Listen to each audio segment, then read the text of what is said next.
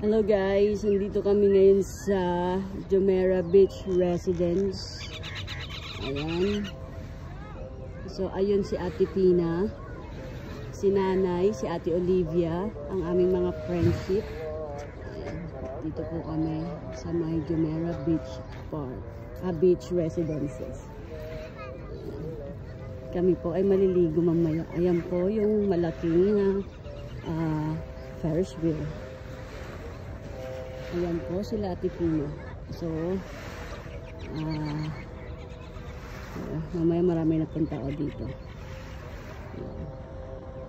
So, ano po siya, isa open beach.